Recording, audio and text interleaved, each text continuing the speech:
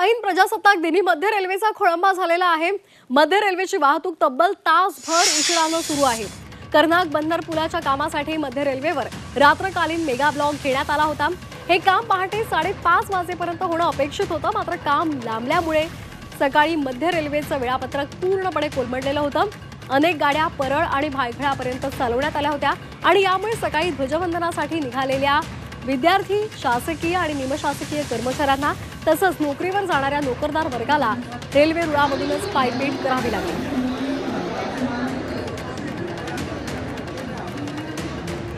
तर या संदर्भात अधिक माहिती घेणार आहोत आमचे प्रतिनिधी विशाल वैद्य यांच्याकडून। विशाल, नेमका गोंधळ आपण पाहिलेला आहे, सध्याची काय परिस्थिती आहे? मध्य रेल्वेची वाहतूक विलंबाने सुरू आहे का वेळेवर? सध्याची परिस्थिती ही अत्यंत गोंधळाची निर्माण झालेली आहे।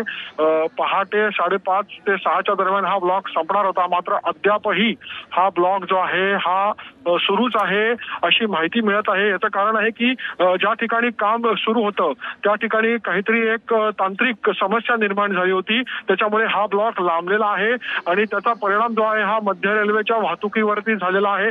प्रचंड मनस्ताप हा प्रवाशांना होत आहे। आज प्रजासत्ताक दिवस आहे, रविवार असला तरी प्रजासत्ताक दिवस आहे। अनेक कार्यालयांमध्ये, अनेक शाळांमध्ये, अनेक आस्थापनांमध्ये प्रजासत्ताक दिन साजरा करण्यासाठी अनेक जण जे उपनगरातून मुंबई शहराकडे येत आहेत त्यांना प्रचंड मनस्ताप इथे होताना दिसत आहे। मध्य रेल्वेची वाहतूक पूर्णपणे कोलमडलेली दिसून येत आहे। लोकल वाहतूक तर खोळंबलेली आहेच आहे, मात्र ज्या लांब पल्ल्याच्या गाड्या आहेत त्या सुद्धा प्रचंड खोळंबलेल्या आहेत। त्याचा फटका जो असा बसलेला आहे की कुर्ल्यापासून ते पुढे दादरपर्यंत येण्यास 1 ते 1.5 तास लागत आहे। सर्व स्थानकांवरती प्रचंड गर्दी आहे। प्रवाशांनी अत्यंत उग्र भावना व्यक्त केलेल्या आहेत।